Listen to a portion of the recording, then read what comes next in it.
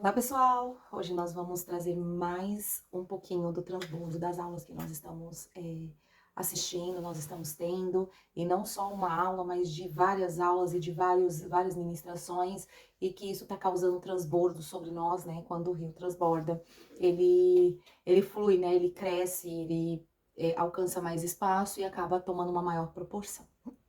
Então hoje nós vamos trazer um pouquinho a respeito de um órgão que nós temos no nosso corpo e que a gente vai falar um pouquinho dele, que é o nosso coração. Em Provérbios, capítulo 4, versículo 23, diz assim: sobre tudo que se deve guardar, guarda o teu coração, porque dele procedem as fontes da vida. Então, a gente parando para pensar, biologicamente, o corpo, a gente costuma falar que o coração é a bomba, né, do corpo. E existem no nosso corpo mais de 80 órgãos, na verdade 80 órgãos, né, nós temos no nosso corpo.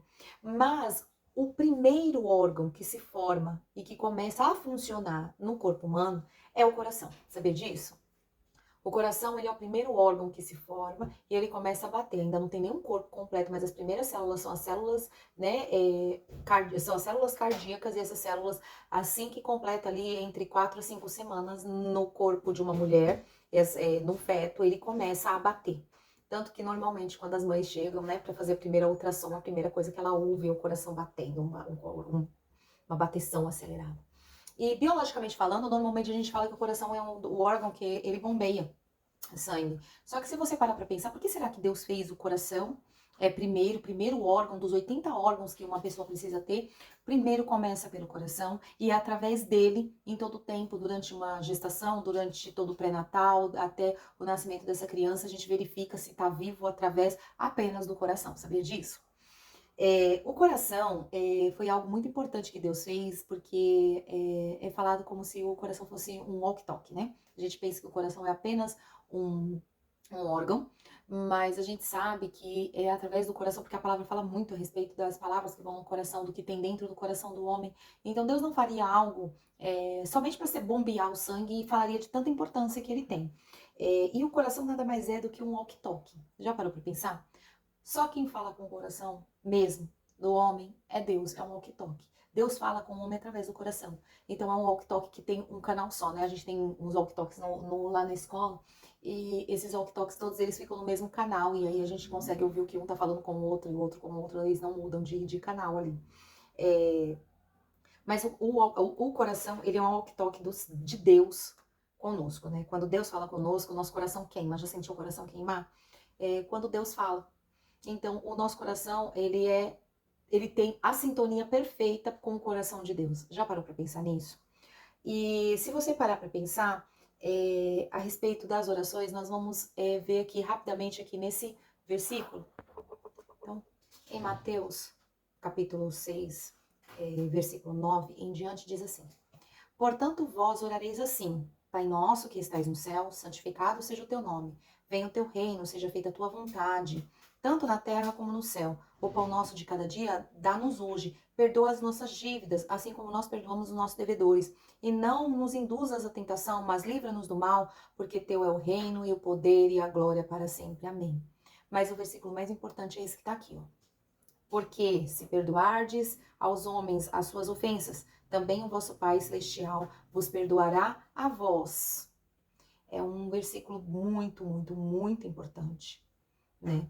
E aí, quando a gente para pensar que existe essa informação, né, que explica bem especificado o que tudo isso quer dizer, ele quer dizer que quando você não perdoa o outro, você também não é perdoado, e isso acaba sujando o nosso coração quando a gente não perdoa. É, como assim, Elias, guardar o coração? Guardar o coração é o quê? Resolver os problemas dos outros? Não. Deus nunca nos chamou para resolver os problemas dos outros. Você já pensou parou para pensar nisso? Deus nunca nos chamou e diz que você tem que resolver o problema do outro, né? Quando ele fala a respeito do perdão, ele fala que você precisa perdoar para que Deus te perdoe. Deus não diz que você precisa resolver o problema com a pessoa, Deus não diz que você tem que resolver a vida da pessoa, Deus diz que você precisa perdoar. Então, Deus não nos chamou para isso, Ele nos chamou para nós tomarmos conta da nossa própria vida. cada um tomando conta da sua própria vida. Claro que se você percebe que alguém precisa de ajuda, que alguém precisa de auxílio, você precisa auxiliar. Mas isso não é a sua função resolver os problemas dos outros. Resolução de problemas é cada um resolvendo o seu próprio problema. Quando nós vemos pessoas prosperarem, e eu já falei aí num vídeo e hoje ficou muito evidente a respeito disso e me chocou bastante o que foi falado nessa mentoria, eu entendi o porquê que muitas vezes a prosperidade do outro me afeta e me incomoda. Você já parou para pensar? Será que é só comigo? Será que sou só eu que às vezes me incomoda e me afeta com a prosperidade do outro? Quando a gente se incomoda a respeito da prosperidade do outro, ou até mesmo com a maneira que a pessoa desfruta das suas próprias bênçãos, a gente olhando aquilo, a prosperidade do outro denuncia a miséria minha. Você já parou para pensar nisso? Quando eu vejo o outro, às vezes o outro que conquista alguma coisa, conquista um novo emprego, conquista um novo cargo, posso falar por mim, conquista um novo cargo, um cargo maior, um cargo que até mesmo às vezes eu, lá no meu coração, lá no fundinho, mesmo não dizendo, nunca proferindo, nunca nem verbalizando mentalmente isso, eu queria pra mim, às vezes eu me incomodo quando o outro alcança, porque eu não alcancei, o outro alcança. Quando o outro recebe uma evolução e eu não recebo. E às vezes aquilo nos causa um pouco de inveja. Você já parou pra pensar? Você já se analisou assim? Hoje eu me analisei assim. Hoje eu tava pensando em várias coisas assim, eu tava olhando e a denúncia da inveja, da falsidade, da mentira, quando você olha para algumas situações, aí você percebe o quanto que às vezes a prosperidade do outro nos afeta ou a nossa prosperidade afeta o outro, né? Às vezes a amizade que o outro tem incomoda o outro. Hoje eu passei por algumas situações tão difíceis. Hoje foi um dia difícil para mim, mas eu consegui ver isso tão claramente, gente, depois de ter ouvido essa palestra, ter ouvido essa mentoria, ouvido essas coisas e depois presenciado as coisas que eu presenciei hoje, né, no ambiente de trabalho, coisas tão absurdas, e que você percebe o quanto que a prosperidade do outro denuncia a nossa miséria. Quando a gente começa a ver o outro, olhar com olhos para outra pessoa e até mesmo colocar, fazer falsas acusações, dizendo que o outro viu a outra coisa, e a gente visualizar tudo aquilo, entendendo que nada mais é do que a prosperidade do outro, denunciando a miséria que o outro tem, né? Quando aquilo me incomoda tanto e que ainda eu tento destruir o outro. Hoje eu fiquei bem chocada por ter passado por essa mentoria e depois ter passado por essas situações. Quando nós vemos as pessoas prosperarem, elas denunciam a prosperidade dela, não é ela. A prosperidade dela denuncia a minha fraqueza. A prosperidade dela, né, a riqueza dela denuncia a minha miséria. Então revela, e quando a prosperidade do outro, ela traz luz ao que está dentro do meu coração, é assustador eu descobrir que o meu coração ou o coração do outro, quando a gente observa todas essas situações, que é ao quanto o nosso coração está sujo.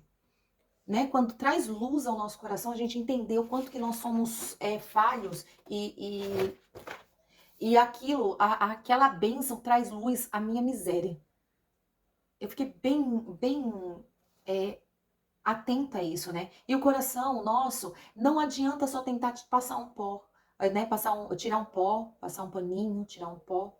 Para que o coração nosso saia essas sujeiras, essas falhas, esse coração ele precisa ser lavado, né?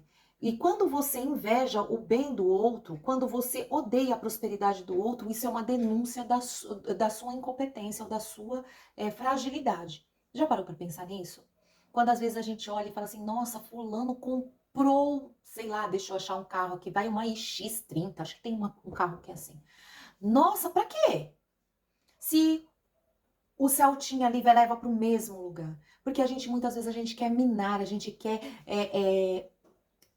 colocar barreiras, aprisionar o desfrute do outro. E eu já pensei assim várias vezes, mesmo não verbalizando, isso hoje me abriu os olhos para tantos momentos que eu mesma pensei assim, por que precisa disso? Pra que querer mostrar tanto? E não é, a pessoa não tá mostrando, ela tá desfrutando do que ela tem. Porque querer mostrar é outra coisa. Eu acho que já falei lá no outro vídeo a respeito do que é o você ostentar, que ostentar é quando você quer mostrar pro outro que você tem alguma coisa que na verdade você não tem. né? Aquele que quer fazer, quer comprar um carro que não consegue pagar, às vezes, né, já tá com busca e apreensão, mas quer mostrar que consegue andar com um carro tal. Mas agora, se a pessoa tem condições de ter um carro que é melhor, por que que ela não pode desfrutar disso, né? E às vezes eu querer mirrar a prosperidade do outro, querer dosar o quanto que o outro pode mostrar ou não pode porque ele tá tentando ostentar. Gente, nem tudo na vida é ostentação. Existe hoje essa visão de vida que essas músicas instigam que os jovens tentem mostrar uma coisa que ele não é, que ele use um tênis que às vezes custou 3, 4 meses do salário de um pai. E não é isso, não tô falando disso, eu tô dizendo que a gente precisa ter o melhor com a condição que nós temos. Se hoje eu posso ter um tênis de 300, por que não posso ter um tênis de 300? Por que que eu tenho que ter um tênis de R$ 90 se eu posso ter um tênis de 300? É só adequar aquilo que você está aprendendo à sua realidade. Hoje eu posso ter um tênis de 3 mil? Eu não posso. Se eu comprar, eu posso comprar? Posso. Eu devo comprar? Não. Mas isso é ostentar, quando eu vou pegar para mostrar para o outro. Outra coisa é eu ter uma qualidade de alguma coisa que é para o meu desfrute, para minha qualidade. Eu vou caminhar, eu posso caminhar com qualquer tênis? Não, eu preciso de um tênis para caminhadas. Então, é isso que a gente precisa entender, que é o desfrute. Eu não posso querer dosar o desfrute do outro. E quando eu estou fazendo isso, eu descobri hoje que eu estou fazendo errado e que isso nada mais mostra do que quando o outro prospera, joga luz sobre a minha miséria, quando eu invejo, porque, gente, eu descobri que eu invejo. E aí, quando eu invejo o outro, nada mais é do que eu estar denunciando as minhas próprias misérias. A humildade, ela é uma blindagem. A gente pensa que é uma blindagem do coração. Humildade é blindagem do coração. E às vezes a gente aprendeu que humildade é ser pobre. Já pensou nisso? Que eu tenho que ser humilde, eu tenho que aceitar o que eu tenho, eu tenho que ser grato, eu tenho que ser humilde, eu não posso comprar o outro porque eu tenho que apresentar uma humildade. A apresentação de humildade não existe, isso é querer mostrar miséria. E querer dosar a benção do outro. Ou a própria bênção, o desfrute que você tem da sua própria bênção. Quando você acha que você querer usar o mais barato, querer comprar o mais barato, você tá sendo humilde? Não, você tá sendo um dosador de desfrute. Você está deixando de desfrutar aquilo. Você tem 1.000 para desfrutar, você quer desfrutar com 100 só e guardar os outros por ganância. Isso é ganância. Humildade não é apresentar fraqueza. Humildade é você ser resistente. Humildade é um estado de defesa. Humildade é um estado de soberania. Humildade é um estado de segurança. Algumas vezes eu estava lendo Paulo, em alguns textos de Paulo falando assim, seja assim como eu sou assim. E várias vezes eu pensei, de verdade, será que isso não é, ele não está sendo arrogante, né? E não, na verdade ele estava descrevendo como que você deveria ser e que é o errado você fazer o oposto. Então, seja assim, como eu sou, né? Seja imitadora de Cristo como eu sou. Aí eu pensava comigo, será que ele não era arrogante? Nossa, Paulo era tão arrogante. E na verdade não era, gente. Se ele fosse arrogante, não estaria na palavra, porque Deus abomina a arrogância. Ele ama os humildes de coração. Jesus, muitas vezes, eu também parei para pensar nesses textos bíblicos, quando Jesus fala assim, seja manso e humilde como eu sou manso e humilde. Pensava comigo, mas para que ele precisa falar que é manso e humilde? Isso não é uma arrogância? E não é, né? Quando a gente consegue entender isso, eu entendi isso hoje. Não é um absurdo? 20 e tantos anos, quase 30 anos de crente. 30 anos de crente. 29. Eu descobri isso hoje. Você já parou para pensar que às vezes no transbordo você pode descobrir algo novo hoje? Eu descobri depois de 30 anos que eu achava as frases que eram colocadas como arrogância. E hoje eu entendi que na verdade nada mais é porque aquilo jogou luz sobre mim e arrogante sou eu. Então a humildade ela não é fraqueza. Fraqueza é quando você desiste, é a desistência. E existe muitas vezes essa fraqueza por causa de autoridade. E você já pensou quais são as autoridades que estão sobre você? Nós precisamos ter apenas uma autoridade que essa não é escolha. Essa é uma autoridade real. Essa autoridade real é a autoridade de Deus. É uma definição, é uma autoridade definida. É uma pessoa a quem você precisa se espelhar em todo o tempo e que todas as orientações dele precisam ser seguidas. tá? A autoridade de Deus é uma definição. Então, ele é uma autoridade real. Ele é uma autoridade que não existe como você dizer que você não quer estar sob o domínio, sobre a autoridade de Deus. E existe a autoridade relativa. A autoridade relativa é aquelas autoridades a quem a gente escolhe se submeter, porque Deus nos deu o livre-arbítrio. Por exemplo, eu aceitei me submeter a alguns líderes, por exemplo, o meu apóstolo e a minha apóstola, o apóstolo Merivaldo e a apóstola Áurea. É uma escolha minha me submeter a eles. Mas quando eu escolho me submeter a eles, eu preciso também entender que nem sempre, porque eles são homens, né, homem e mulher, eles nem sempre vão dar o melhor conselho, mas eles vão sempre dar o melhor conselho deles, mas nem sempre o melhor conselho deles é o melhor para mim. Porque, como eu falei, a gente precisa começar a fazer certas escolhas e lembrar sempre que eu preciso submeter a autoridade que eu aceitei dos meus líderes com a autoridade de Deus. Precisa ser equivalente, precisa ter um equilíbrio. Eles precisam ser equivalentes. Não dá, por exemplo, para Deus falar para mim que eu sou imagem e semelhança do Senhor, e se eu sou imagem e semelhança, e ele é dono do ouro da prata, se ele é saudável, se ele né, que ele traz saúde, se ele é poderoso, se ele domina sobre todas as coisas, então se o meu líder falar para mim que não, você não pode todas as coisas, você não pode ser rica, porque ser rico, então não está sendo igualitário, não está vindo os mesmos tipos de conselho que vem de Deus e vem dele, então eu preciso escolher qual desses que eu vou aceitar. Então nem todos se adequam. Por exemplo, né, eu ouvi hoje também uma outra, hoje não, ontem, mentira, ontem à noite, eu estava terminei de ver meus estudos e tudo mais, falei, eu preciso dormir. Mas aquela coisa do perder tempo, eu dei uma perdidinha de tempo, mas essa perca de tempo acabou me trazendo um benefício. Eu vi o pastor Cláudio Duarte falando a respeito desses mentores, parte desses mentores que eu estou aprendendo com eles, e ele falou a respeito que muitas pessoas passam por essas mentorias e não percebem, não tem... não conseguem ter resultados.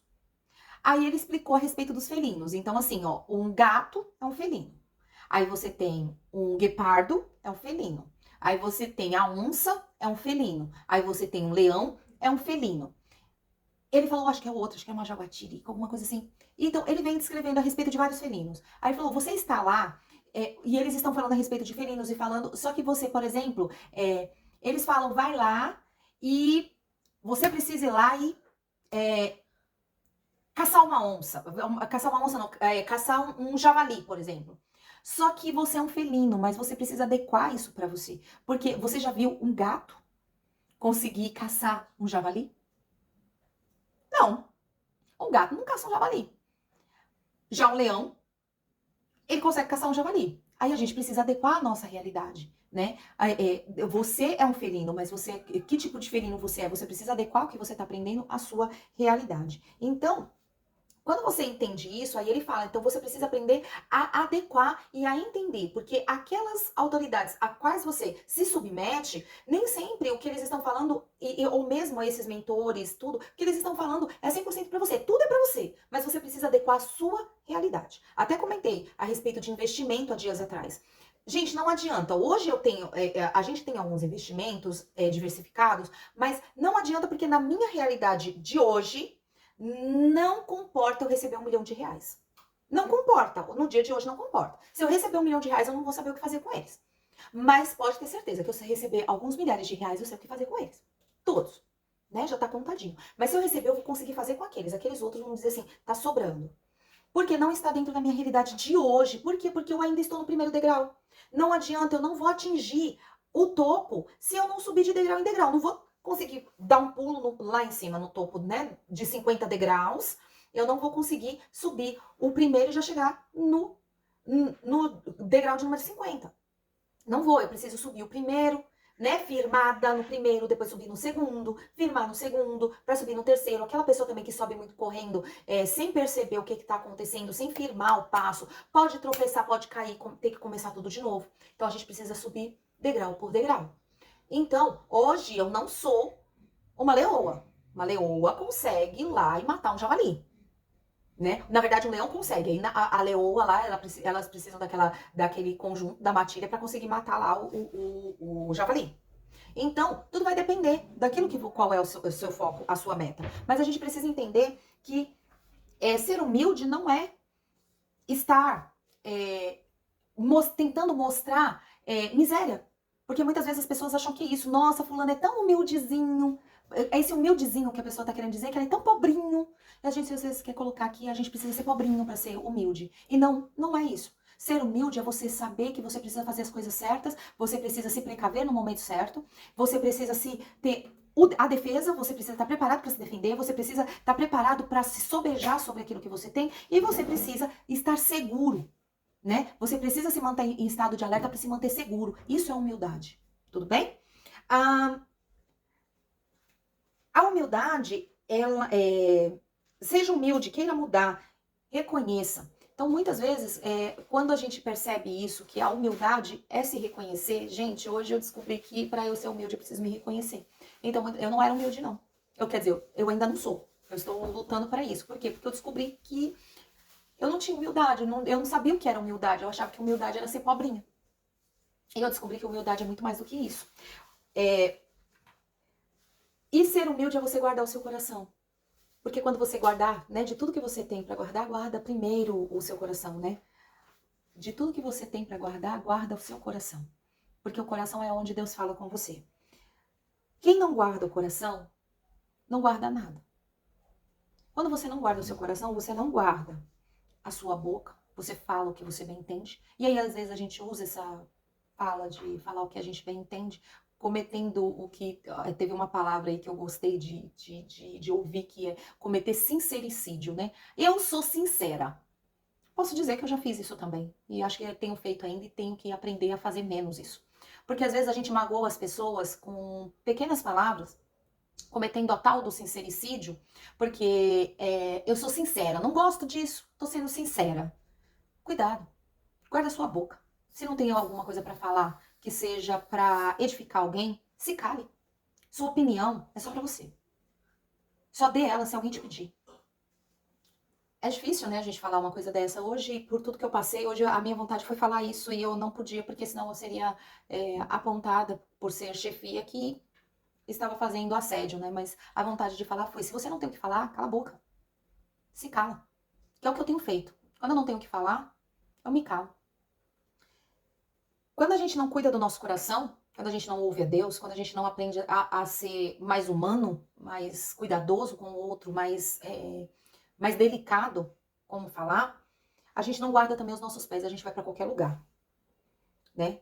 A gente não cuida da nossa genitália, faz o que bem entender. Então, uma pessoa que não cuida do próprio coração vai cuidar de quem mais? Não cuida de nada. Então, é muito importante. E guardar o coração é cuidar dos outros? Não, é cuidar de si próprio, é cuidar da sua própria vida. Quando você tem dúvidas a respeito do seu coração, faça perguntas. Quando você não sabe direito se você está cuidando do outro, não dê a sua opinião, faça perguntas para entender o que está acontecendo. Às vezes o outro só precisa ouvir uma resposta. Quando você desfruta, você não fica ansioso. Normalmente a gente é tão ansioso, né? E a gente deixa de desfrutar as bênçãos que tem. Aí as pessoas que vivem ou com depressão, porque vivem no passado demais, ou vivem muito ansioso, aí a ansiedade, né? Porque não sabe do dia de amanhã, porque não consegue desfrutar do hoje. Por isso que eu falei, o mais importante nosso é o desfrute. A gente precisa desfrutar das bênçãos que a gente alcança, a gente precisa desfrutar dos pequenos resultados que nós temos. Né? Não adianta nada eu deixar de estar com os meus filhos para tentar uma outra carreira e correr atrás de dinheiro, porque na hora que eu tiver dinheiro eles não vão querer mais estar comigo. Então eu preciso aprender a desfrutar deles hoje, com o pouco que eu tenho, porque a palavra diz que se você for fiel sobre o pouco, no pouco, sobre o muito ele vai te colocar. Aí você não é fiel nem sobre o pouco, você não consegue aproveitar com o pouco que você tem. Aí você não é fiel para sua família, não é fiel para você mesmo, não é fiel com os seus líderes, não é fiel com ninguém. Aí você quer desfrutar do quê? Né? Como que você vai desfrutar? Quando você resolver fazer alguma coisa que você não desfruta nas pequenas coisas, quando você for tentar desfrutar, eles já não querem mais. Pra quê? Né? Os filhos nossos vão embora, vão crescer, vão embora. Vão ter os amigos que vai querer sair, não vai querer mais ver um filme que tá em cartaz com você. Aí o que adiantou? Que a gente já falou a respeito do tempo, lá quando a gente falou de gestão de tempo, né? A gente precisa lembrar dessas coisas. Toda vez que um vencedor aparece, denuncia a sua incompetência. Quando a gente vê um vencedor e que a gente às vezes olha com aquele olhar, a gente denuncia a nossa incompetência. Ele consegue, eu não consigo? Não, você consegue porque você é alguém. Você precisa entender que quando você precisa buscar alguma coisa, você precisa buscar no lugar certo. Vamos lá? Carne. A gente busca carne aonde? No açougue. Pão. Você busca o pão na padaria. Combustível. Você busca no posto de gasolina. E a riqueza você vai buscar com alguém que não é rico? Você vai buscar em uma fonte de pessoas que não são ricas? Que não. E eu não tô falando só de riqueza financeira, gente. Tô falando de riqueza intelectual. Uma pessoa que amaldiçoa o outro, amaldiçoa o próprio filho e tudo mais, e fala coisas absurdas. Você vai pedir um aconselhamento para ele como criar o seu filho? Você vai pedir ajuda para uma pessoa que tá pouco se ligando para sua própria família, para você pegar aconselhamento a respeito da sua família, a respeito do seu casamento, uma pessoa sem escrúpulos, que já casou 2, 3, 4, 5, 10 vezes e não vê problema nisso? Ou você vai pegar. Eu mesma já tive com uma psicóloga que me orientou a separar quando eu tava tendo alguns problemas no pós-parto, que não tinha nada a ver, não era nem problema com meu marido, era problema de hormônios que estavam, então eu estava, né, desorientada. Estava perdida na vida naquele tempo por causa de questões que eu me envolvia com outras coisas e não consegui voltar ao meu pós-parto e voltar ao meu normal, meu intelecto normal naquele tempo. Eu fui orientada, se você tá se sentindo assim, não é hora de você se separar, para uma pessoa que nem casada, acho que não era. Então, cuidado onde você procura. Sentiu inveja? Domine a sua inveja e veja o passo a passo para fazer algo mais. Isaías, capítulo 1, versículo 19, diz que nós comeríamos o melhor dessa terra. Isso é para nós, gente, para todos nós. O problema é nós tomarmos posse disso. A palavra diz que as pessoas às vezes querem usar esses versículos, por exemplo, para falar para você que você tem que ser pobre. Diz para você assim, na palavra, não ajunteis tesouro na terra. Isso é uma justificativa errônea. O que é tesouro para você? Dinheiro é tesouro? Não, não é tesouro. Tesouro para mim são coisas que vão muito além de valores. E cuidado, porque as pessoas pegam versículos isolados na palavra para tentar definir e pausar e limitar o seu desfrute. Limitar os seus ganhos e o seu desfrute daquilo que você tem lutado para ganhar. Porque às vezes a gente luta tanto e ganha tão pouco porque nós não temos permissão para sermos mais prósperos. Isso já é outro contexto e tudo mais, mas que eu quero trazer para você. Cuidado, porque você precisa submeter o seu coração e treinar o seu coração para que você possa estar com o coração limpo. Porque quando nós estamos com o coração limpo, ligado, naquela mesma sintonia com o coração de Deus, ali é um walkie-talkie. Lembra que eu falei no começo? É um walkie-talkie. O problema é que às vezes a gente muda as estações, a gente deixa a sujeira vir e aí o walkie-talkie deixa de funcionar, a gente não carrega, a gente não coloca e muitas vezes isso acaba trazendo muito ônus para nós. Quando a gente está com o coração limpo e treinado, a gente começa a entender a verdadeira vontade de Deus, porque a gente conhece a verdadeira vontade, que é a verdade. Quando a gente conhece a verdade nos liberta. E quando a verdade nos liberta, a gente consegue que o nosso coração esteja limpo e lavado pelo sangue do Cordeiro. E com isso, nós ficamos mais alvos que a neve. E com isso, nós conseguimos voltar a ligar o nosso walkie-talkie na mesma sintonia, no mesmo canal, com o canal do Senhor. Então, eu preciso treinar o meu coração. Eu preciso limpar o meu coração. E eu preciso entender que eu cresci. E quando eu cresço, eu deixo de ser menino. E deixo de falar de coisas de meninos. E aprendo a falar de coisas de homens, como a palavra fala. Que fala assim, ó, aqui. 1 Coríntios capítulo 13, versículo 11. Quando eu era menino, eu falava como menino, sentia como menino, discorria como menino. Mas logo que cheguei a ser homem, acabei com as coisas de menino. Porque agora vemos por espelho em enigma, mas então faremos face a face. Agora conheço em parte, mas então conhecerei como também sou conhecido. Então, quando eu era menino, eu falava como menino. Agora eu deixei de ser menino. Então, agora a gente precisa falar como homem e mulher. Né, como adultos que somos, precisamos parar de nos vitimizar, de nos infantilizar e aprender que o coração, ele precisa ser guardado, ele precisa ser treinado, ele precisa ser limpo periodicamente e eu preciso aprender também a comemorar as bênçãos do outro mesmo que esse outro seja um outro que às vezes nem sempre a gente não gosta, porque normalmente com aquelas pessoas que eu as amo, as bênçãos delas são minhas bênçãos. Mas aí existem aqueles outros que às vezes a gente acha que não tem competência e alcança coisas que eu gostaria de alcançar. Mas o problema é que eu não me esforcei para conseguir chegar lá. E quando eu não me esforço, eu vejo o outro conseguindo alcançar coisas que eu poderia ter alcançado, e aí depois eu falo, eu não consigo, eu não consigo. Aí eu deixo todas essas coisas sujas dentro do meu coração, e aí eu não consigo mais ouvir a Deus. Então vamos fazer esse exercício hoje, de ver o que te traz inveja, o que te causa inveja. Um dia eu já tive inveja por uma mãe. Eu já tive inveja por uma mãe, eu já tive inveja de ser filha. E eu descobri que isso era minha inveja. E isso só jogou a luz no meu coração, que estava sujo. E hoje eu quero ser a melhor mãe que eu puder ser para os meus filhos. Para que eles possam verdadeiramente ter o que muitas vezes a gente não tem, da maneira que a gente acha que precisava ter, porque. E não é culpa de ninguém, porque os meus pais fizeram o melhor que eles puderam fazer. Não foi o melhor que eu queria, mas foi o melhor que eles puderam fazer.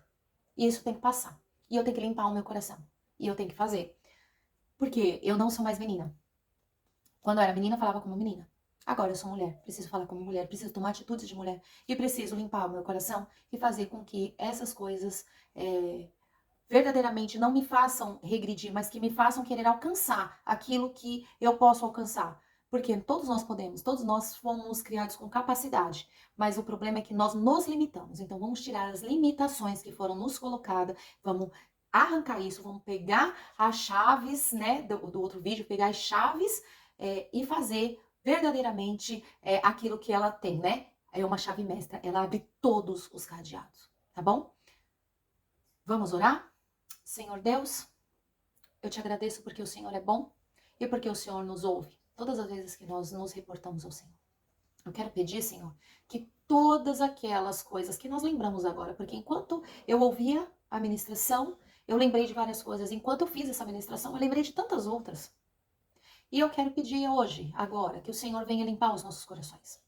E que nós possamos fazer algo diferente com essas informações que nós temos agora, com essas armas que o Senhor nos deu agora. O Senhor nos deu novos instrumentos para que nós possamos mudar isso, Pai.